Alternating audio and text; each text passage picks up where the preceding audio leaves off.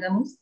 Yang terhormat Bapak Saring Suhendro SE, MSI AKT CA, serta teman-teman BPKD yang berbahagia. Alhamdulillah kita telah melakukan serangkaian acara mengenai MOU penandatanganan Memorandum of Understanding antara Universitas Lampung, Fakultas Ekonomi dan Bisnis dengan Badan Pengelola Keuangan Daerah Kabupaten Tanggamus. Selanjutnya kita akan melanjutkan kepada simulasi implementasi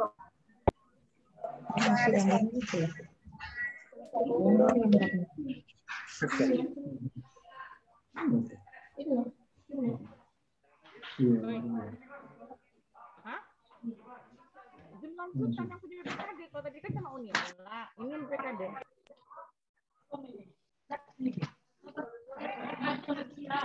Kan goyang ganti-ganti laptop.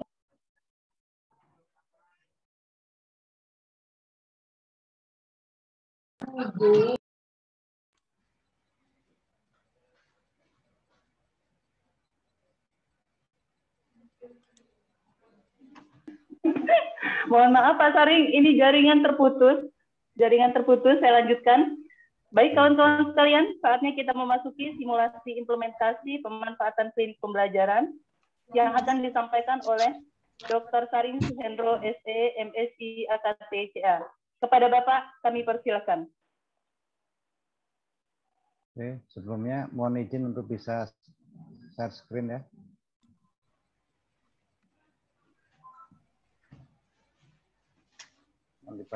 Kepada IT untuk diberi akses mungkin untuk sudah, oke.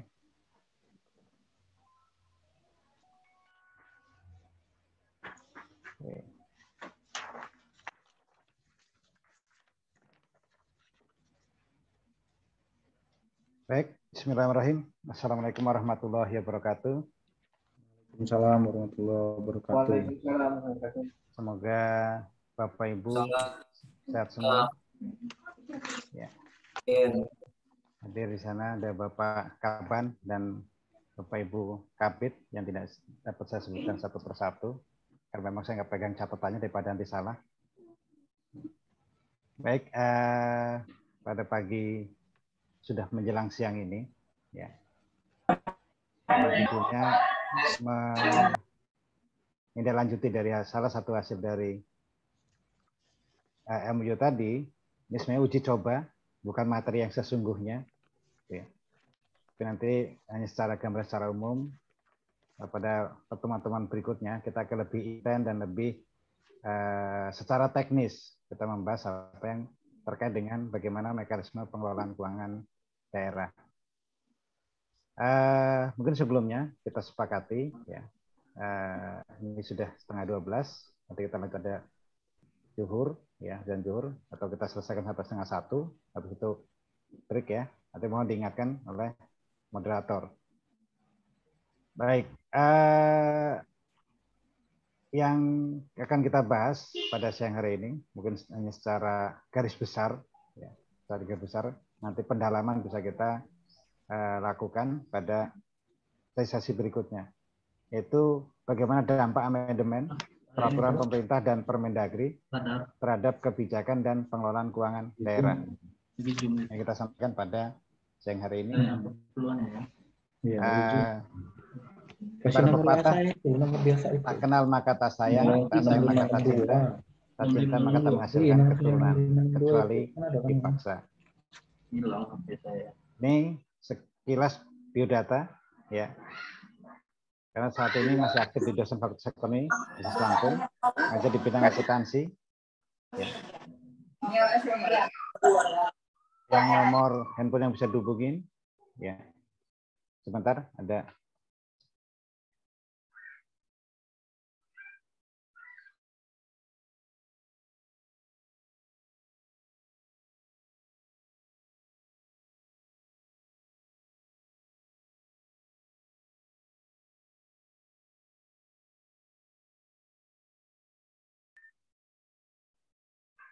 Oke. Nomor yang bisa dikontak nanti di luar ini 0812 743 6044 444 ya.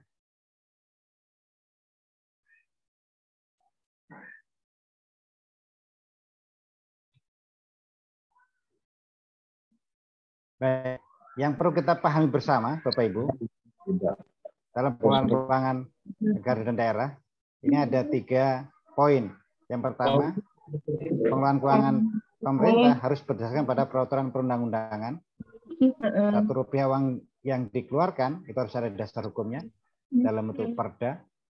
Dan Rp1 uang dipungut dari masyarakat juga itu harus ada peraturan perundang-undangannya, yaitu dalam bentuk perda. Yang kedua, pengelolaan keuangan pemerintah menyangkut anggaran. Bagaimana harus dikelola secara ekonomis, efisien, dan efektif. Dimana kalau ekonomis itu, bagaimana kita memperoleh sumber dayanya, itu dengan kualifikasi yang sama, kualitas yang sama, kuantitas yang sama, tapi harganya paling murah. Efisien terkait rasio output per input, itu mana yang rasio paling rendah itu yang paling efisien. Tapi efektif itu adalah bagaimana tercapainya tujuan. Kalau misal adakan klinik pembelajaran, tujuan kegiatan klinik pembelajaran adalah meningkatnya kapasitas sumber daya manusia.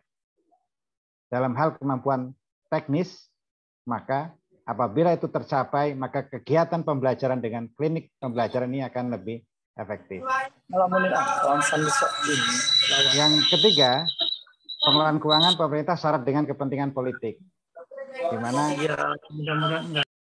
kepentingan politik itu sering lebih mendominasi ketimbang kepentingan yang secara ekonomis efisien dan efektif. Karena banyak kepentingan berganti periode kepemimpinan kepala daerah, berganti anggota dewan, itu juga sangat signifikan mempengaruhi arah dari pengelolaan keuangan negara dan daerah. Sebagaimana yang kita pahami di pertama, yaitu pengelolaan keuangan pemerintah harus berdasarkan pada peraturan undang-undangan, itu selalu kita harus memahami bagaimana dinamika regulasi pengelolaan keuangan daerah yang sangat dinamis sekali dari sisi perubahan-perubahannya. Yang pertama, ada tonggak kita kenal dengan tonggak otonomi keuangan daerah atau undang-undang keuangan daerah, yaitu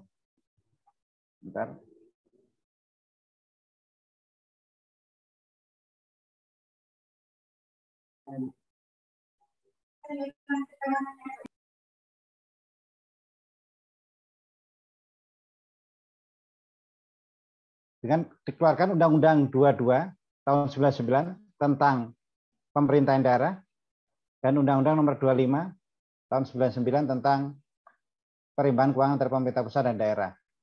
Ini sebagai undang-undang yang menjadi tonggak otonomi daerah di Indonesia. Setelah itu dikeluarkan PP 105 tahun 2000 tentang pengelolaan keuangan daerah. Dijabarkan Kemendagri nomor 29 tahun 2002, ini sudah menjadi barang lama yang sudah tidak digunakan lagi karena dicabut. Dari Undang-Undang 22 sudah direvisi menjadi Undang-Undang 32 tahun 2004. Undang-Undang 25 direvisi menjadi Undang-Undang 33 tahun 2004. Ada 3 undang-undang yang menjadi kitab sucinya bagi para pengelola keuangan negara dan daerah, yaitu Undang-Undang 17 tahun 2003, Undang-Undang nomor 1 tahun 2004 tentang perbendaharaan negara, Undang-Undang nomor 17 tahun 2003 tentang keuangan negara, dan Undang-Undang nomor 15 tahun 2004 tentang pemeriksaan, pengelolaan, dan tanggung jawab keuangan negara. Ini disebut dengan 3 undang-undang di bidang keuangan negara. Yang sebenarnya undang-undang ini sudah harus direvisi. Kenapa? Karena di Undang-Undang nomor 17 2003 tentang keuangan negara dan Undang nomor 1 tahun 2024 tentang perbendaharaan negara, di sana mengamanahkan bahwasanya laporan keuangan yang wajib disampaikan oleh pemerintah daerah itu hanya ada 5, yaitu laporan realisasi anggaran, neraca, laporan arus kas, dan catatan laporan keuangan. Sorry, ada 4 laporan keuangan. Padahal sekarang sudah menjadi 7 laporan. Dari Undang-Undang 17 tadi, terbitlah PP nomor 58 2005 yang katanya saat itu peraturan yang omnibus regulation yang mengakomodir seluruh aturan-aturan, yaitu tentang pengelolaan keuangan daerah. Di sana ada turunannya Permendagri 13 tahun 2003 yang sudah direvisi 2 kali, 59 2007 dan 2000 nomor 21 tahun 2011. Dan untuk akuntansinya tahun 2005 terbitlah PP 24 tahun 2005 yang sudah direvisi menjadi PP 71 2010 dan Permendagri 64 tahun 2013. Undang-Undang 32 dirubah juga menjadi Undang-Undang 23. Ya, ini sejarah perjalanan dari peraturan. Dari Undang-Undang 23 tahun 2014 itu turunannya PP 12 tahun 2019 sebagai pengganti dari PP 58 tahun 2005 yaitu tentang pengelolaan keuangan daerah. Di sana juga ada turunannya Permendagri 90 tahun 2019 ini tentang klasifikasi, kodifikasi dan nomenklatur perencanaan dan penganggaran daerah. Yang di sana ada turun lagi Permendagri 70 tahun 2019 tentang SIKD. Dan Permendagri 90 2019 juga disempurnakan karena ada beberapa masukan menjadi Kepmendagri nomor 50 2020.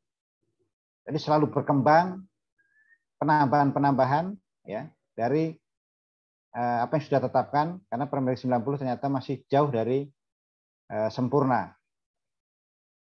Nah, sedangkan Permendagri 13 tadi sebagai turunan dari PP 58 terbitlah Permendagri 77 tahun 2020 yang merupakan turunan dari juknisnya dari PP 12 tahun 2019. Permendagri 77 ini yang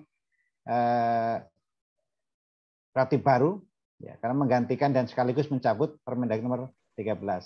Dan panduannya yang diterbitkan setiap tahun ada Permendagri yang dulu surat edaran yaitu Permendagri nomor 27 tahun 2021.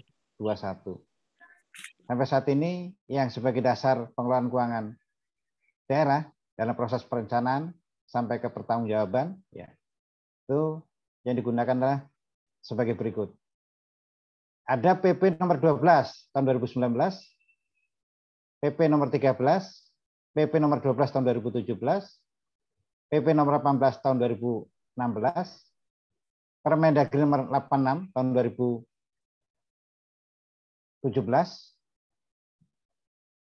ada Permendagri nomor 70 tahun 2019 tentang SIPD, Permendagri 90 tentang kodifikasi, klasifikasi, Permendagri 40 tentang pedoman penyusunan rencana kerja, Permendagri 77 tahun 2020 tentang pedoman teknis pengelolaan keuangan daerah, dan Permendagri 27 tahun 2001 tentang pedoman penyusunan APBD 2022. Nah, kenapa kita harus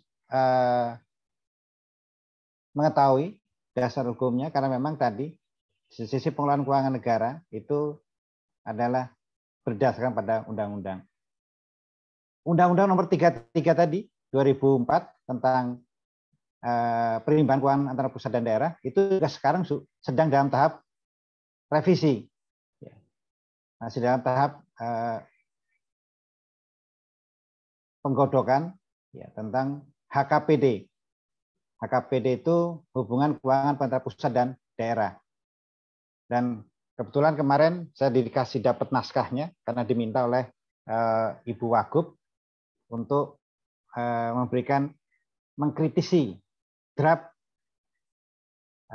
perubahan dari Undang-Undang Nomor 33 Tahun 2004. Karena di salah satu di sana itu adalah masuknya peran BPKP dalam proses pengawasan keuangan daerah. Ya, jadi masuk kembali di draft sana muncul seperti itu. Yang berikutnya juga banyaknya punishment yang menghukum daerah ya, ketika tidak mematuhi terhadap kebijakan pemerintah pusat. Banyak sekali poin-poin yang memang nanti akan sangat berubah. Ketika Undang-Undang 33 berubah, revisi itu, maka ada potensi bahwasanya dicabutnya Undang-Undang Nomor 8 tahun 2009 tentang pajak daerah dan retribusi daerah itu juga harus direvisi. Karena revisi Undang-Undang 33 tadi itu juga memberikan kebebasan daerah untuk mengkreat pajak baru. Karena kalau Undang-Undang 28 itu close list, ya, dia tidak bisa membuat jenis pajak baru, tapi dengan revisi Undang-Undang 33 itu daerah boleh menetapkan atau menggali potensi pajak daerah di luar yang sudah ditetapkan 11 jenis pajak daerah. Banyak sekali hal yang mungkin nanti akan berubah, gitu ya. Jadi selalu berpacu dengan undang-undang, selalu berpacu dengan peraturan. Sehingga banyak di antara kita, atau Bapak Ibu, yang mungkin belum sempat membaca peraturan yang sudah ada, tapi sudah dicabut dan diganti. Ya, situlah salah satu keunikan dalam pengelolaan keuangan daerah. Nah, induknya dari sini adalah Undang-Undang Nomor 23 Tahun 2014 tentang pemerintah daerah. Bapak Ibu, terkait dengan kita keuangan negara, itu selalu ada keuangan yang dibahas dalam APBN, APBD, dan APBDes. Dan lingkup keuangan daerah, ini nanti saya skip lebih cepat saja. Itu dimulai dari hak daerah, kewajiban daerah, penerimaan daerah, pengeluaran daerah, pengelolaan kekayaan daerah, dan kekayaan yang pihak lain yang dikuasai oleh pemerintah daerah. Jadi setidaknya ada 6 lingkup dalam proses pengelolaan keuangan daerah. Sedangkan dalam mekanisme pengelolaan keuangan daerah yang dulu dalam PP nomor 58 tahun 2005 itu hanya ada 3 siklus pengelolaan keuangan daerah, itu dimulai dari perencanaan, pelaksanaan, dan pertanggungjawaban. Pada PP 12 itu menjadi 6 siklus yang dimulai dari proses perencanaan suatu program atau kegiatan yang akan dilaksanakan, penganggaran, mengkuantitatifkan program itu dalam bentuk rupiah, pelaksanaan dan penatausahaan, itu kaitan dengan bagaimana dari proses penerbitan SPD, anggaran kas, sampai ke penatausahaan pendapatan, belanja, dan pembiayaan. Bagaimana penerbitan dari SPD, SPP, SPM, sampai ke SPJ. Siklus yang keempat adalah akuntansi dan pelaporan, karena di sana nanti ada bagaimana sistem akuntansi yang ada di OPD dan sistem akuntansi yang ada di BPKD, bagaimana mengkonsolidasikan laporan dilakukan oleh entitas akuntansi dan entitas pelaporan. Di sana ada 7 laporan keuangan harus dibuat, yaitu laporan realisasi anggaran, laporan perubahan saldo anggaran lebih, laporan perubahan ekuitas, neraca, laporan arus kas, laporan operasional, dan catatan atas laporan keuangan yang merupakan output dari tahap akuntansi dan pelaporan. Pertanggungjawaban pelaksanaan ini merupakan LKPJ yang dilakukan di setiap tahun anggaran berakhir maupun masa berakhirnya periode kepala daerah 5 tahunan. Pengawasan ini dilakukan oleh baik internal maupun eksternal, oleh APIP maupun oleh eksternal, termasuk di sana pengawasan ini ditekankan dari bagaimana dilakukan oleh Kementerian Dalam Negeri, Gubernur kepada pemerintah kabupaten dan kota. Pokok-pokoknya hanya perubahan-perubahan pasal yang ada dalam PP nomor 12 tahun 2019, adanya penegasan kedudukan kepala daerah sebagai pemilik modal pada perusahaan umum daerah. Makanya kemarin ada sampai dibuatkan legal opinion dari Kabag Hukum, penegasan bahwasanya bupati itu sebagai pemilik perusahaan daerah dan kedudukannya itu sebagai bupati, bukan secara personal. Karena di salah satu BUMD-nya namanya masih nama bupati, bukan sebagai kepala daerah. Jadi ex officio sebagai bupati. Pasal 13, pejabat fungsional umum dapat menjadi PPTK apabila tidak terdapat pejabat struktural. Pasal 22, merinci tugas atau menegaskan peran dan fungsi TAPD yang selama ini hanya ada TAPD, tapi di pasal PP 12 ini lebih dirinci. Pasal 50 mengatur tentang apabila daerah tidak memenuhi alokasi belanja sesuai dengan ketentuan, maka ada kewenangan pemerintah pusat melalui Kementerian Keuangan itu melakukan pemotongan, sehingga berupa pemotongan dana transfer umum atau dana alokasi umum atau dana alokasi khusus setelah dia berkoordinasi dengan Menteri Dalam Negeri. Karena ada 34 provinsi di Indonesia, ada 524 kabupaten dan kota di Indonesia. Itu yang bisa menyatukan di Indonesia itu adalah hanya rupiah. Yang bisa menyatukan adalah uang. Karena pemerintah kabupaten, pemerintah provinsi itu sangat tergantung sekali dengan pemerintah pusat dalam hal pembiayaan atau pendanaan kegiatan program dan kegiatan.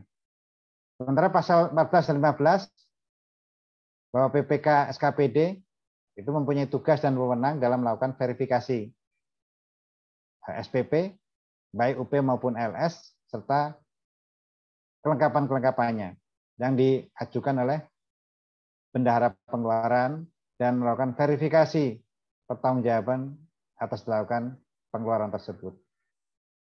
Adanya perubahan dari klasifikasi belanja daerah. Jadi supaya ada sinkronisasi antara proses perencanaan, proses penganggaran, proses akuntansi, dan proses pertanggungjawaban, sehingga di sana ada klasifikasi belanja daerah. Pasal 58 ini juga lebih menegaskan pada pemberian tunjangan tambahan. Yang ke pasal 91 menetapkan rancangan KUA dan rancangan PPAS apabila terjadi deadlock antara kepala daerah dengan DPRD. Sedangkan pasal 111 dan 112 ini merupakan hasil evaluasi daerah apabila tidak ditindaklanjuti oleh gubernur dan DPRD, maka menteri mengusul kepada menteri yang melakukan urusan bidang tersebut untuk melakukan penundaan. Sehingga di sini menegaskan bahwasanya apa yang sudah dievaluasi APBD kabupaten oleh provinsi atau evaluasi dilakukan provinsi oleh kementerian dan itu tidak ditindaklanjuti hasil evaluasi itu, maka menteri dengan kewenangannya itu bisa memberikan potongan minimal atau penundaan terhadap dana transfer umum. Ini poin perubahannya. Ya.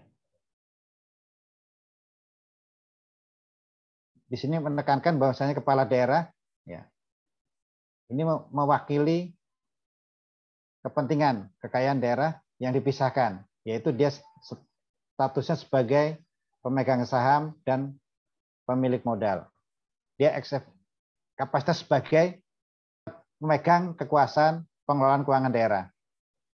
Dia sebagai pejabat pengelola keuangan daerah. Posisi inilah yang menunjukkan bahwa dia seorang kepala daerah itu mewakili pemerintah daerah dalam kepemilikan kekayaan daerah yang dipisahkan.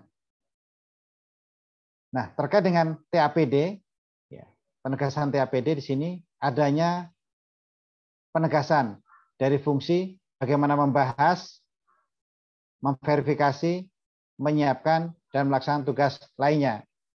Berupa apa membahasnya? Membahas dari rancangan KUA dan PPAS, kebijakan pengelolaan, verifikasi terhadap RK SKPD-nya, serta DPA-nya, rancangan DPA, dan menyiapkan surat edaran kepala daerah tentang pedoman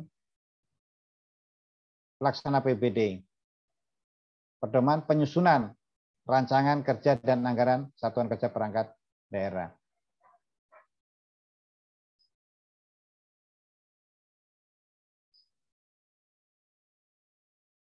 Oke.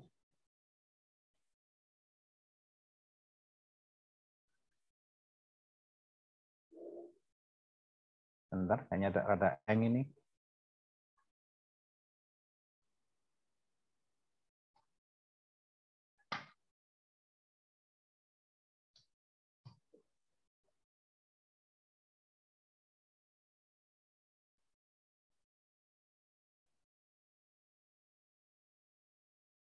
Nah, ini fungsi peran tadi TAPD sudah kita bahas.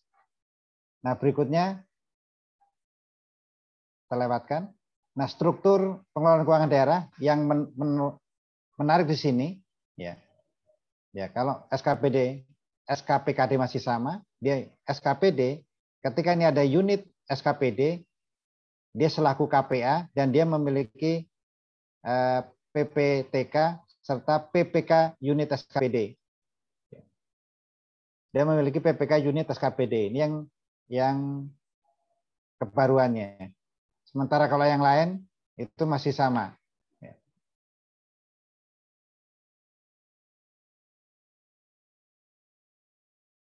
Nah, di sini fungsi PPK unit di SKPD, ya, yang kita selama ini tidak kenal di PP 58 tahun 2005, fungsinya adalah melakukan verifikasi BSPPTU maupun LS,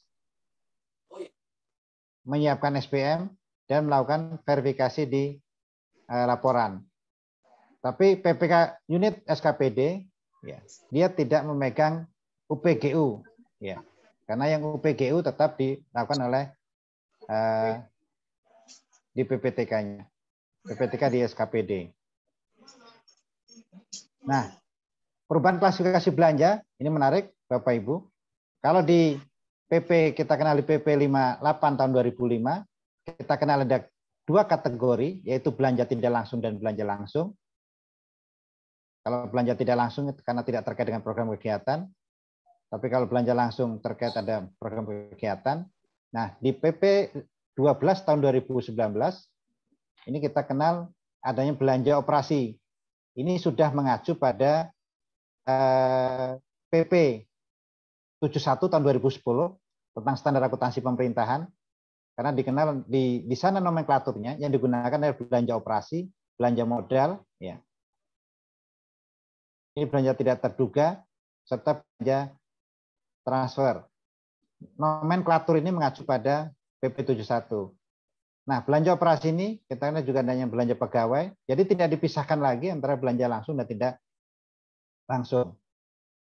Nah, kaitannya dengan belanja modal, kita langsung ke nomenklatur belanja modal, belanja peralatan mesin, belanja gedung bangunan, jalan irigasi, dan belanja aset lainnya.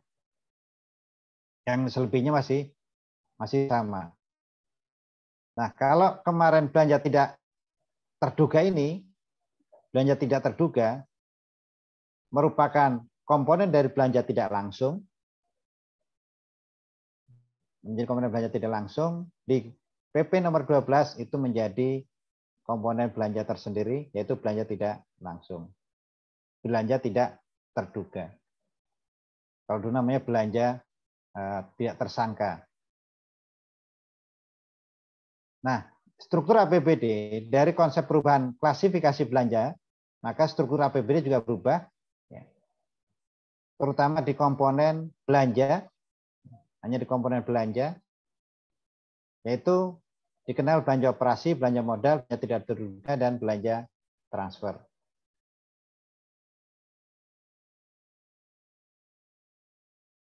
Ini perubahannya pada sisi banyak. Sisi pendapatan, sisi pembiayaan itu masih sama. Nah, nanti Bapak Ibu sering saya sampaikan, kalau ini silpa I-nya kecil, ini merupakan silpa tahun lalu. Tapi kalau silpa I-nya besar,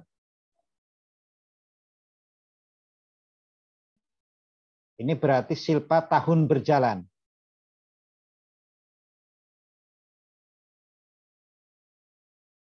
Kalau silpa I-nya kecil, ini tahun lalu. Jadi melihatnya seperti itu. Cuma kadang-kadang orang menyamakan sama aja. Apa artinya sebuah tulisan? Tapi maknanya itu berbeda. Dan dalam nomenklatur APBD ini pun juga ada ada masih kerancuan. Iya, terus anggaran pendapatan dan belanja daerah. Karena zaman Orde Baru, nomenklatur itu masih gampang. Anggaran pendapatan dan belanja daerah. Tapi komponen pembiayaan tidak masuk dalam singkatan ini. kalau mau konsisten padahal anggaran, pendapatan, belanja, dan pembiayaan daerah. Karena kalau hanya menyebut APBD saja, pembiayaan itu tidak muncul. Tapi karena kalau merubah istilah menjadi ini, itu sesuatu yang sudah lazim, itu sulit. Tapi secara akademik, itu ada singkatan yang tidak menunjukkan kelengkapan dari kontennya.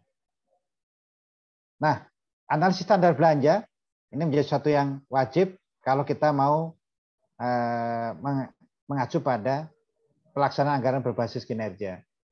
Dalam penyusunan penentuan belanja daerah, itu harus ada komponen pentingnya adalah analisis standar belanja, standar satuan regional, dan standar teknis sesuai dengan peraturan perundang-undangan. Yang saya yakin di Kabupaten Tingkat ini sudah terpenuhi semua. Nah, hal yang baru di sini Bapak Ibu, ya, substansi terbaru ketika proses evaluasi ini ada koordinasi dengan Kemenkyu dan koordinasi dengan Kementerian Dalam Negeri yang ada punishment di sini, yang di peraturan sebelumnya nggak ada, yaitu apabila hasil revisi tidak ditindaklanjuti, maka Menteri Dalam Negeri melakukan usul kepada Kemenkyu untuk melakukan penundaan atau pemotongan dana transfer umum. Jadi bahasa di sini adalah jangan sekali-kali mengabaikan hasil evaluasi tentang perda APBD atau tentang penjabaran APBD. Ada permasalahan tahap akuntansi dan pelaporan. Ya, nanti ini setidak-tidaknya diidentifikasi ada 3 dengan adanya BAS, Badan Akun Standar. BAS itu Badan Akun Standar atau Chart of Account, di mana sebelum terbitnya PP 12 tahun 2019 tentang pengelolaan keuangan daerah. Dan diyakini bahwasanya PP nomor 12 tahun 2019 ini menyempurnakan dari tuntutan permasalahan tentang pengelolaan keuangan daerah ini. Mohon izin Pak Saring, Ya. mengingatkan tadi pada waktu kesepakatan kita di awal, Pak Saring minta diingatkan untuk pukul 12 kita break sejeda. Kemudian nanti akan dilanjutkan setelah zuhur. Begitu Pak Saring. Oke. Gimana kesepakatannya? Nanti dilanjutkan aja Pak. Gimana kalau kita sampai 12:30 aja? Oke, baik Pak. Kita lanjutkan 12:30, habis itu kita close. Langsung close di 12:30 ya Pak ya? Ya, apakah disetujui? Oke, baik Pak. Bisa dilanjutkan Pak Saring. Terima kasih. Oke. Baik, terima kasih Bu Wita. BAS ini Badan Akun Standar atau Chart of Account. Yang pertama diidentifikasi adalah karena terdapat perbedaan dalam penyajian struktur APBD dalam penganggaran dengan struktur APBD dalam laporan keuangan. Sehingga masih dibutuhkannya adanya konversi. Salah satu contoh tadi, kalau di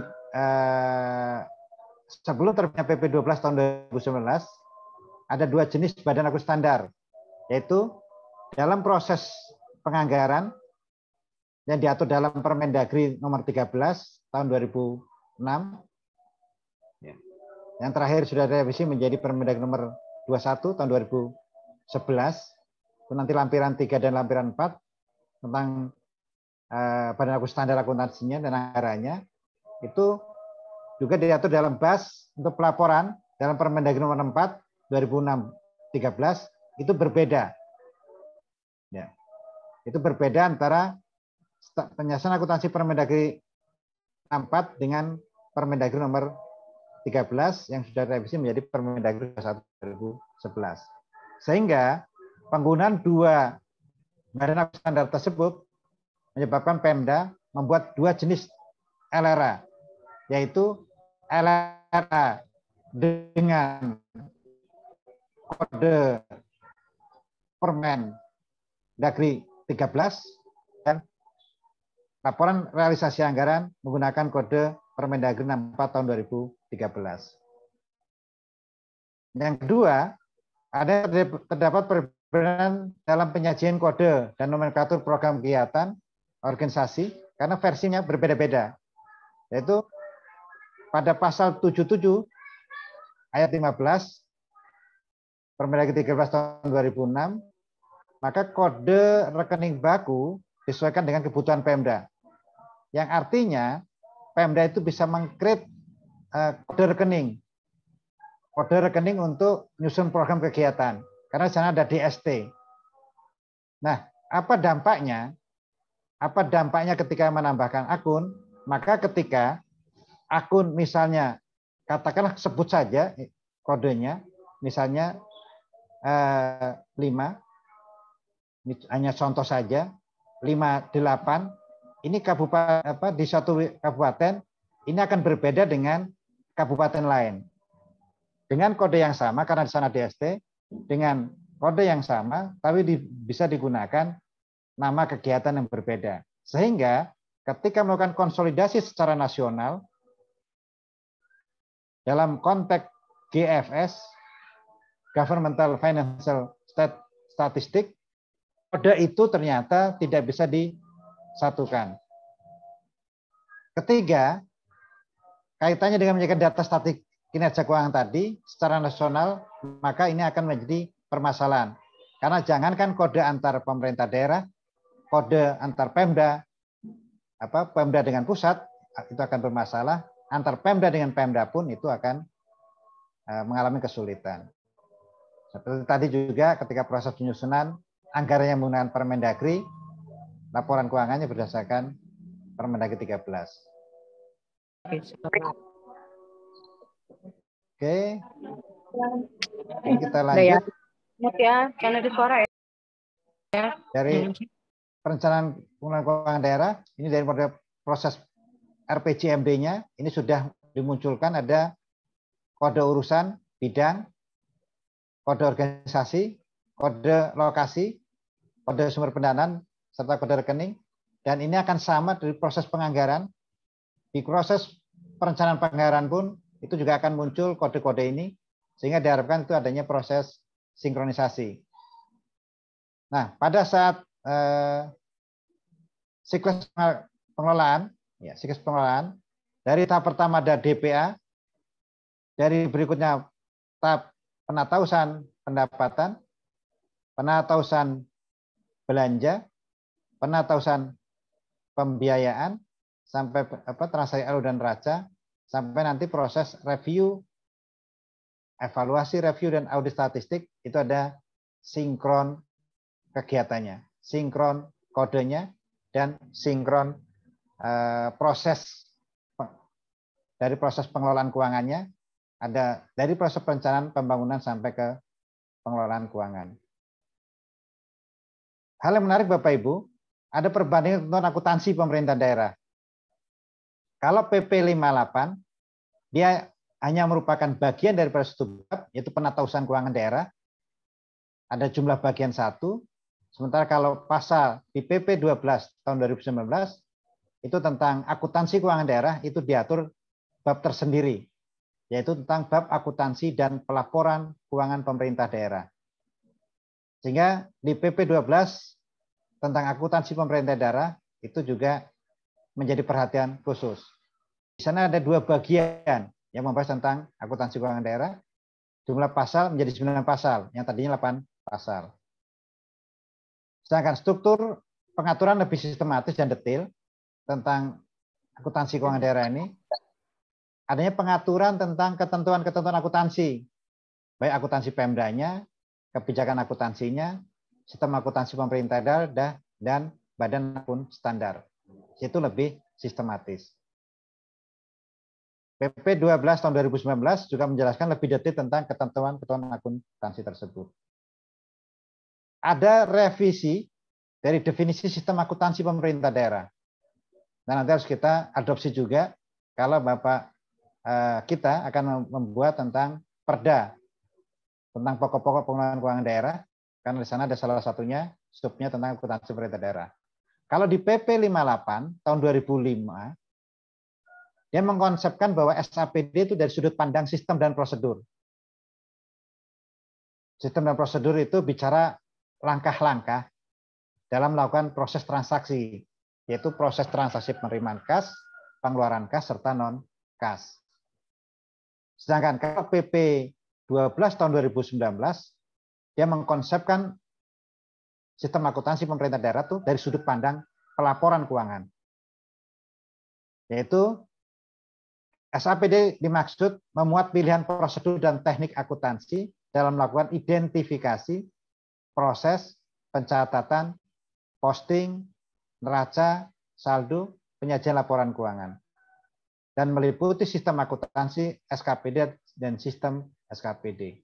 Dua ayat ini itu melihat bahwasanya SAPD itu dari sudut pandang pelaporan keuangan, bukan hanya semata-mata dari langkah-langkah atau sistem dan prosedur.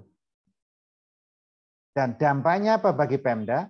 Dengan adanya PP 12 2 ayat ini, yaitu pasal 187, Pemda harus merevisi definisi SAPD pada regulasi-regulasinya yang membuat SAPD dan SKPKD maupun pada SAPD di SKPD. Badan Aku Standar di PP 12 itu diatur, sedangkan di PP 258 tahun 2005 itu tidak diatur. Di mana dinyatakan pada pasal 188 menyatakan bahwa Badan Aku Standar untuk daerah sebagai maksud pasal 185 merupakan pedoman bagi Pemda melakukan kodifikasi akun. BAS daerah bertujuan untuk mewujudkan statistik keuangan pemerintah keuangan secara nasional dan selaras dengan konsolidasi antara pemerintah pusat dan pemerintah daerah. Ini yang kita kenal namanya GFS, Governmental Financial Statistic. Dan Badan Aku Standar Daerah itu diselaraskan dengan Badan Akun Standar Pemerintah Pusat yang ditetapkan oleh pemerintah melalui peraturan pemerintah. Apa dampaknya? Dampak dari pasal tersebut adalah maka Pemda harus mengkonstruksi Badan Akun Standar agar sesuai dengan BAS pemerintah pusat. Hal ini dapat berpotensi mengganggu komparabilitas laporan keuangan karena suatu pos dalam BAS lama belum tentu kelompoknya sama dengan BAS yang baru. Dan ini ternyata tugas pemerintah pusat menerbitkan Permendagri. Permendagri tentang klasifikasi, kodifikasi, dan nomenklatur, perencanaan dan akuntansi pertanggungjawabannya. Dilakukan konsolidasi antara laporan keuangan Pemda, sehingga kalau tidak dilakukan seperti itu akan terjadi double counting, dan bertanya, siapa yang melakukan konsolidasi laporan keuangan antara pemerintah pusat dan daerah, dan antar pemerintah daerah di level provinsi. Ini belum terjawab pertanyaannya dari itu. Dan pelaporan keuangan tidak terdapat perbedaan yang berkaitan dengan jadwal. Ini masih sama. Namun terdapat perbedaan pengaturan terkait dengan siapa pelakunya, prosesnya, dan jenis laporan keuangan. Ini berbeda antara PP 12 dan 2012 PP 58. Pelaku pelaporan menambahkan peran sekda dan inspektorat. Pelaku pelaporan menambahkan sekda dan inspektorat, di mana peran inspektorat di sana sebagai aparat pengendali internal pemerintah, dia selalu melakukan bukan hanya sebatas watchdog saja, tapi dia juga melakukan konsultan, ya, sebagai konsultasi terhadap proses pelaporan. Proses pelaporan menambahkan tentang proses penyerahan LK dari PPKD ke sekda, dan proses review laporan keuangan oleh inspektorat. Jenis laporan keuangan nyatakan PP 12 sudah selaras dengan PP 71 tahun 2010. Karena kalau PP 58 itu hanya ada laporan namanya LRA, yang PP 58, neraca, LAK, dan CALK. Catatan asal laporan keuangan. Sering kalau ngajar di mahasiswa hati-hati nulisnya jangan CA, jangan CLBK, tapi CALK. Sekarang menjadi 7 laporan keuangan ya. Dari PP 58 ini menjadi 7 laporan keuangan dan Undang-Undang nomor 17, nomor 1 dan nomor 15 itu dia hanya masih mencantumkan 4 laporan keuangan ini. Padahal sekarang kita sudah ada namanya laporan keuangan dan laporan pelaksanaan anggaran. Prioritas pelaporan PP 12 menyatakan ada prioritas laporan, PP 58 tidak. PP 12 ada anjuran sebagaimana dinyatakan dalam kerangka konseptual. Ya, karena dalam memenuhi kewajiban penyampaian informasi keuangan daerah, pengguna anggaran menyusun dan menyajikan laporan keuangan SKPD secara bulanan dan semesteran. Ini juga dinyatakan di kerangka konseptual SAP paragraf ke-51. Diadopsi dan diselaraskan oleh PP nomor 12 tahun 2019. Periode bulanan dan semesteran. Dalam rangka memenuhi kewajiban penyampaian informasi keuangan daerah, PPKD menyusun dan menyampaikan laporan secara bulanan dan semesteran. Yang selama ini periodenya kita selalu semesteran dan tahunan. Namun dalam PP 58 tidak dijelaskan. Nah, kesalahan tersebut tertuang dalam konsep kerangka konseptual akuntansi PP 71 tahun 2010, nah, yaitu bahwasanya periode laporan entitas itu dapat tentukan melalui tahunan, namun periode bulanan, tribulanan, dan semesteran juga dianjurkan. Nah, itu diadopsi, anjuran ini diadopsi dalam PP nomor 12 tahun 2019. Nah, apa dampaknya dari ketentuan periodisasi tersebut ya, secara bulanan? Maka kebijakan dan pengakuan beban penyusutan yang semula dilakukan pada akhir tahun, ada juga akhir tahun, ada yang semesteran, itu dibuat menjadi setiap bulan. Pengakuan dan pengurangan beban persediaan yang selama ini dilakukan pada akhir tahun ketika menghitung nilai persediaan akhir di laporan keuangan, dan itu harus revisi menjadi pengukuran dan pengakuan persediaan itu setiap akhir bulan. Menghitung berapa beban persediaan. Kebijakan pengakuan dan pengukuran beban penyisihan piutang, ini beban penyisihan piutang tertagih yang semula di akhir tahun, juga berdasarkan periodisasi ini, maka disediakan setiap akhir bulan. Dampak terhadap periodisasi bulanan, ini juga pengurus barang itu membuat laporan penyusutan aset setiap bulannya. Fungsi akuntansi menjurnal beban penyusutan itu setiap bulan. Untuk stok opnam juga setiap bulan. Pengakuan oleh fungsi akuntansi dalam mencatat beban penyusutan, beban persediaan tadi, atau beban persediaan itu beban penggunaan atas persediaan, itu dilakukan pada setiap bulan. Berapa persediaan digunakan, itu namanya beban persediaan. Atau nilai persediaan yang dikonsumsi, yang telah dikonsumsi, itu menjadi beban persediaan. Fungsi pendapatan mengestimasikan penyisian piutang, beban penyisian itu setiap bulan. Dengan demikian, maka fungsi akuntansi juga melakukan jurnal atas estimasi penyisian piutang tadi yang tidak tertagih dilakukan setiap bulan. Nah, apa dampak dari amandemen terhadap kebijakan tadi dalam kebijakan pengelolaan daerah kita? Ya jelas kita harus merevisi Perda tentang pokok-pokok pengelolaan daerah yang mengacu pada Undang-Undang 23 dan PP 12 tahun 2019, merevisi tentang Perkada Pedoman Pengelolaan Keuangan Daerah, merevisi Perkada tentang Sistem Akuntansi Keuangan Daerah, menyusun Perkada tentang Analisis Standar Belanja. Analisis Standar Belanja ini satu instrumen yang digunakan untuk menilai kewajaran beban kerja dengan kewajaran biayanya atau belanjanya, sehingga dengan beban yang sama, kegiatan yang sama, target kinerja yang sama, OPD apapun, itu akan sama nilai anggarannya.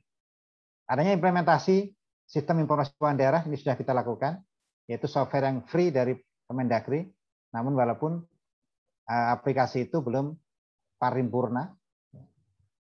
Nah, selanjutnya merevisi Perkada tentang pedoman penyusunan APBD yang mengacu pada PP 12 tahun 2019, Permendagri nomor 77 tahun 2020, serta Permendagri nomor 27 tahun 2021. Terima kasih. Mari kita tingkatkan kapasitas sumber daya manusia dalam mengelola keuangan daerah pemerintah Tanggamus melalui klinik pembelajaran KP Pekat. Baik, terima kasih kepada Pak Saring. Boleh diberi plus teman-teman semua? Oke, terima kasih.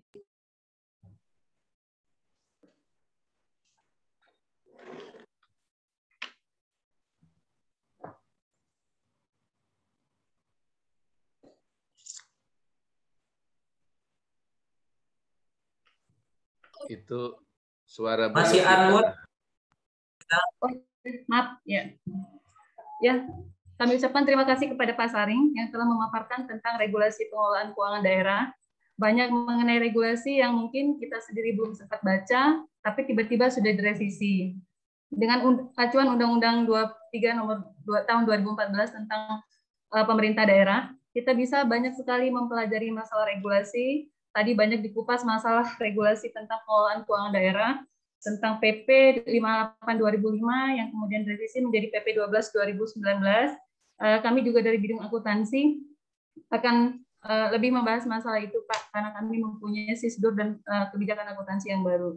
Dibahas juga mengenai Undang-Undang 28 tentang pajak daerah dan retribusi daerah, yang mungkin teman-teman dari bidang pendapatan dapat mengkaji lebih jauh karena sudah melakukan dirubah ya, direvisi menjadi Undang-Undang 33 ya Pak ya.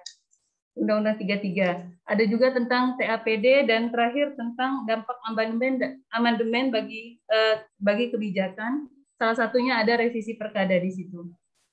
Baik, sebagai langkah awal dari implementasi pembelajaran ini, mungkin oleh Pak Saring, ada teman-teman yang ingin berkomentar, bertanya, atau ingin merespon. Kami persilakan.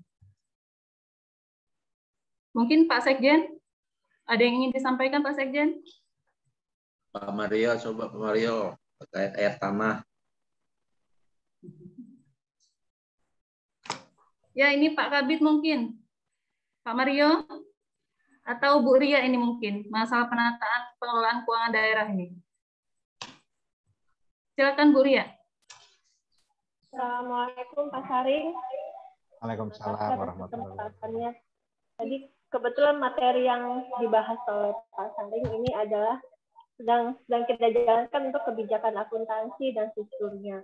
Di situ tadi kita lihat dalam PP 12 kita juga diatur kalau kita harus melaporkan atau menjurnal beban penyisian piutang ataupun beban penyusutan secara periodik. Apakah dalam kebijakan akuntansi bisa kita atur menyesuaikan dengan yang kita laksanakan di Pemkab? Terus terang untuk secara periodik atau per bulan itu sangat belum bisa kita terapkan karena terkait dengan SDM untuk laporan secara triwulan aja kadang kami punya kendala itu di OPD masing-masing gitu, di OPD di Kabupaten Tanggamus. Nah, itu yang saya tanyakan, apakah dalam kebijakan akuntansi itu bisa kita sesuaikan gitu Pak Saring, jadi kita tidak punya kewajiban untuk melaporkan atau menjurnal secara periodik itu tadi. Terima kasih Pak.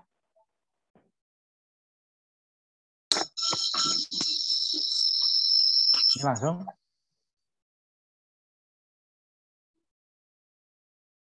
Oke, saya jawab langsung ya. Nah, Pak Saring? moderatornya, ya. Baik Pak Saring, mungkin bisa ditanggapi terlebih dahulu Pak Saring. Oke, terima kasih.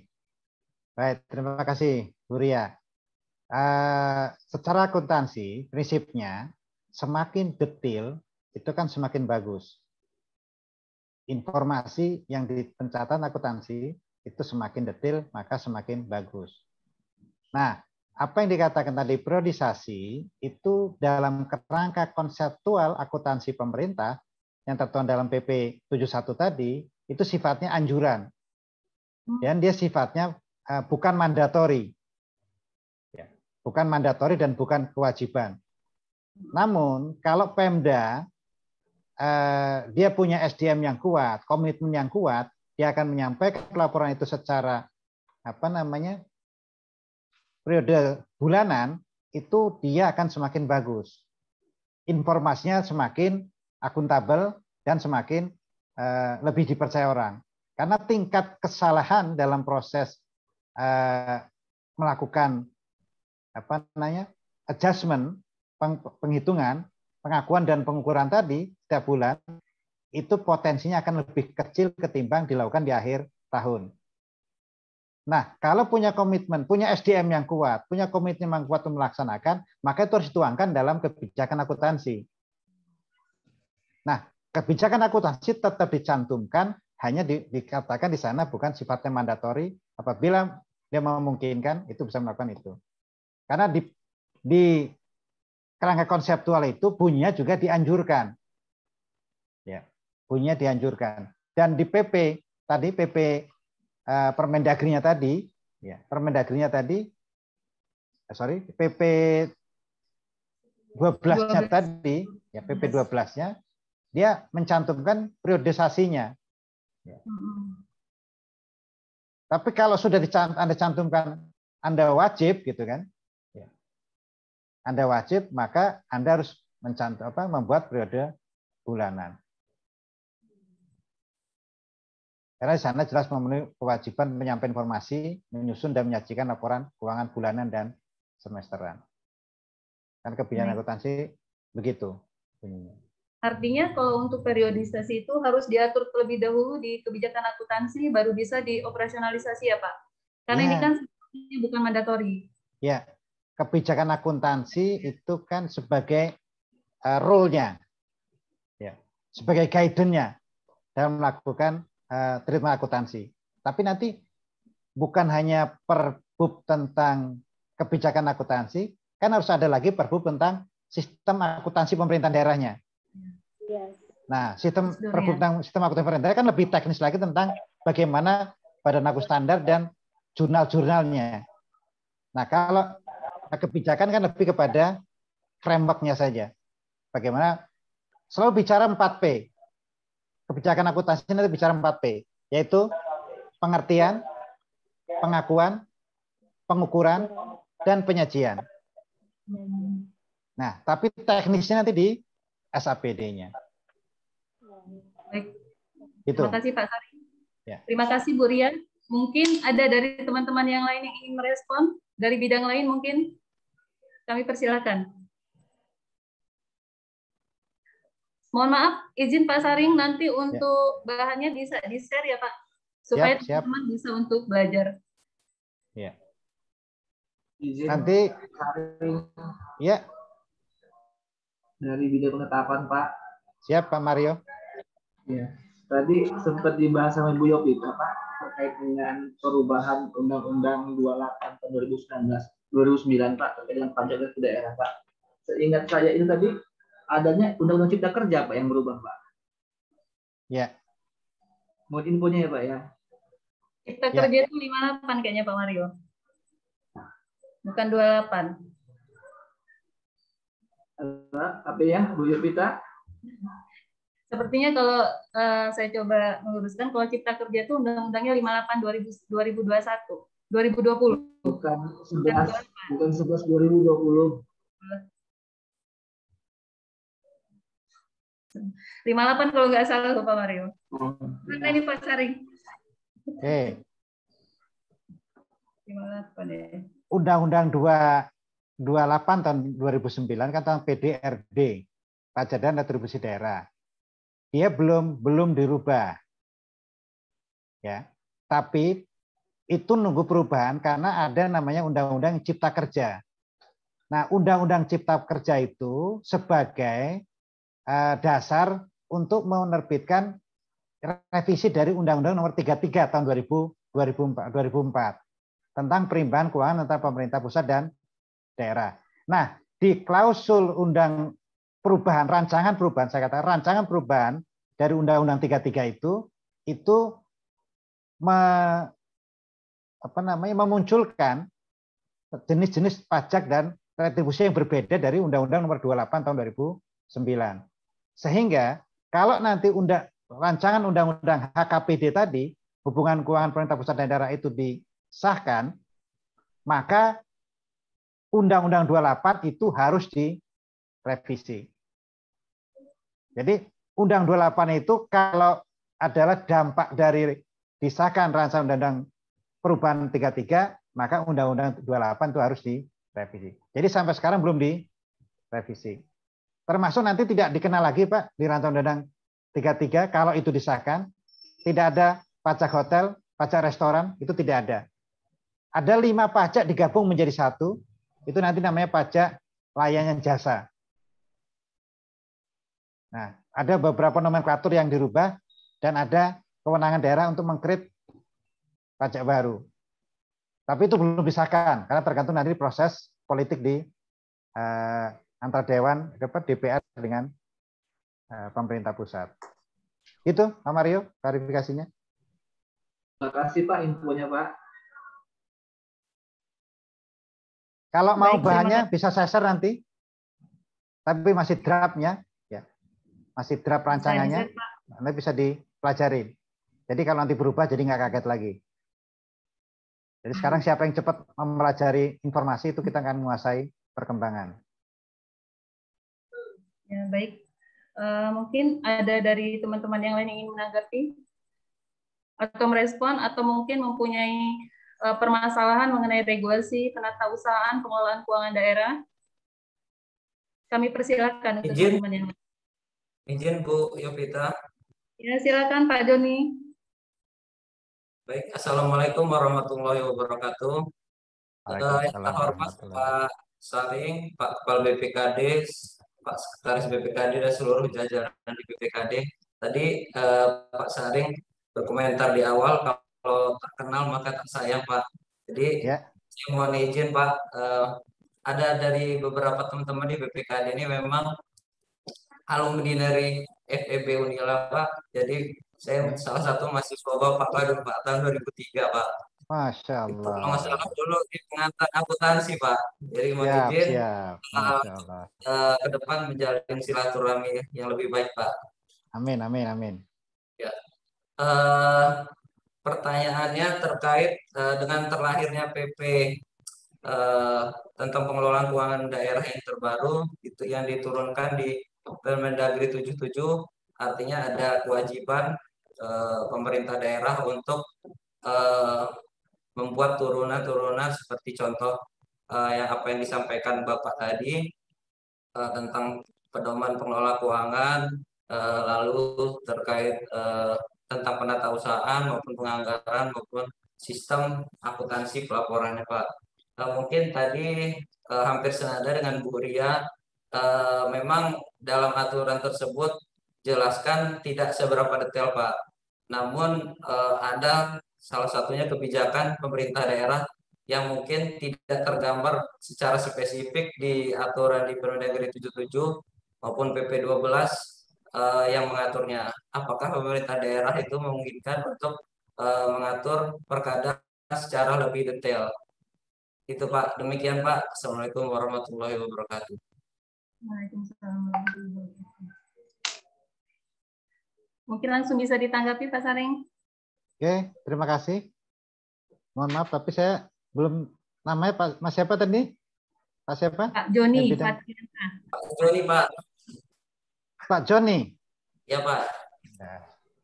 Oke, nanti lebih banyak intan kita silaturahmi ya. Artinya dengan sini dipertemukan ya. Siap Pak. Oke, terima kasih. kita analogikan bahwanya kalau di PP dan Permendagri itu kan mengatur seluruh pengelolaan keuangan dari Sabang sampai Merauke, dari Sangir sampai ke Rote, yang setiap daerah mempunyai lokal konten yang berbeda-beda, sehingga dimungkinkan ketika membuat peraturan kepala daerah, ya, perkadanya, perbub dan perdanya itu dengan lokal kontennya. Ya. Karena sebagai contoh, jelas-jelas diatur dalam Permendagri, misalnya penerimaan pendapatan PAD oleh bendahara penerimaan itu dalam 1 hari harus setor ke kas daerah. Aturannya seperti itu. Tapi kalau kita datang ke wilayah kepulauan, saya pernah datang ke satu kabupaten Bintan, Kepulauan, Riau Kepulauan. Di sana jarak dari satu OPD dengan unit tertentu oleh bendahara penerimaan itu bisa ditempuh dalam waktu 1 hari perjalanan, malah bisa 2 hari perjalanan, karena di seberang pulau. Makanya di sana ditulis nyatakan itu setiap penerimaan pendapatan asli daerah bisa disetor dalam waktu 1 minggu sekali. Nah, kondisi itu kan mengakomodir dari lokal konten di satu daerah. Yang tidak mungkin itu bisa dilakukan itu di kabupaten atau misalnya di wilayah-wilayah Jawa. Yang tentang secara geografis itu tidak masalah. Nah, sepanjang lokal konten itu unik di suatu daerah, itu masih bisa dilakukan. Dan masih ketika diproses dilaksanakan masih bisa dijustifikasi. Tapi kalau lokal konten itu memang tidak bisa dijustifikasi, maka dia tidak bisa masuk ke dalam komponen peraturan tadi. Makanya lokal konten dan lokal wisdom itulah yang paling penting. Saat ini saya juga lagi menyusun beberapa perbub di beberapa kabupaten di tempat kita, Lampung. Itu ketika FGD, ini kita menampung lokal konten masing-masing. Ya, lokal konten yang kita adopsi dalam perbub. Itu dibolehkan, Pak. Dibolehkan sepanjang tidak melanggar ketentuan yang lebih tinggi lagi. Ya, justru situlah yang uniknya lokal konten di Kabupaten Tanggamus dibandingkan dengan kabupaten yang lain. Itu, Pak Joni. Baik, terima kasih. Gimana Pak Joni? Ada tanggapan? Terima kasih Pak Saring, sudah cukup jelas. Baik, terima kasih Pak Saring. Mungkin terbatasan waktu untuk implementasi klinik pembelajaran hari ini kita selesaikan sampai di sini Pak Saring. Ada tambahan Pak Sekjen mungkin?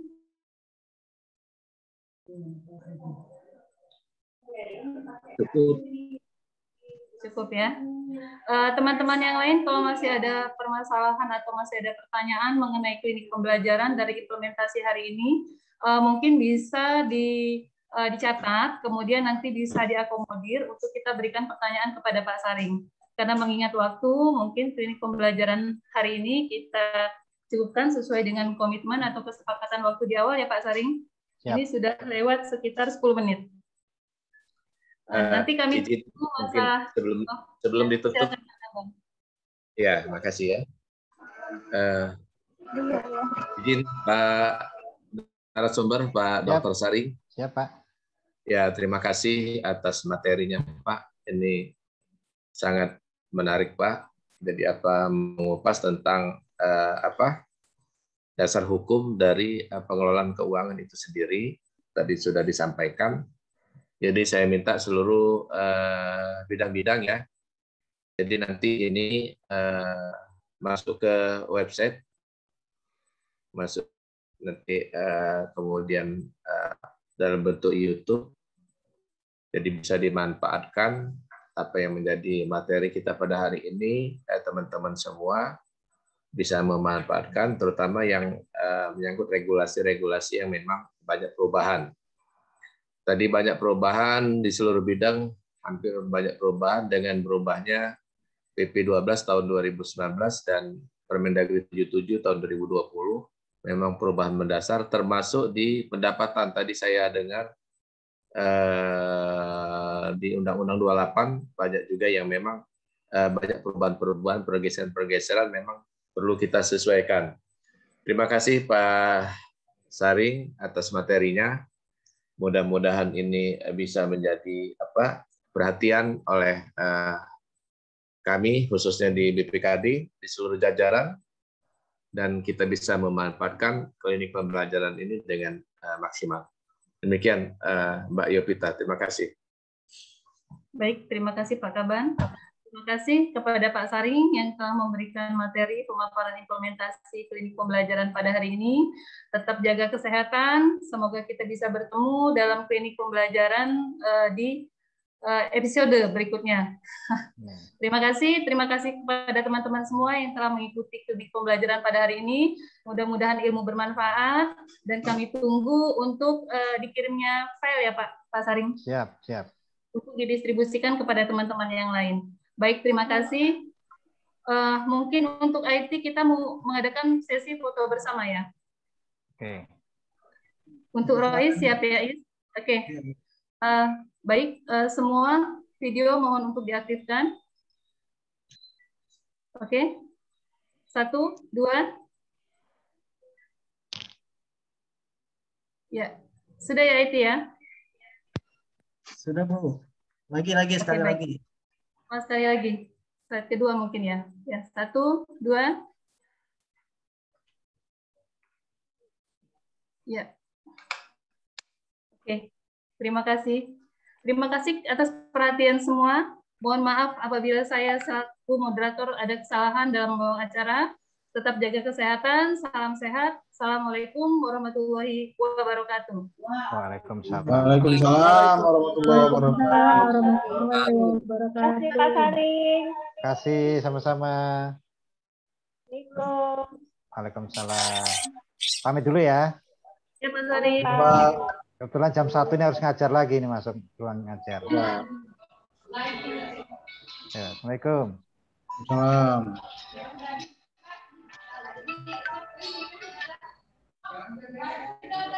Di.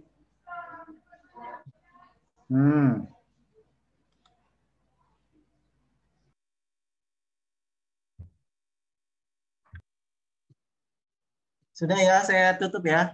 Apa ada mau ngobrol-ngobrol lagi? Pak Sekjen.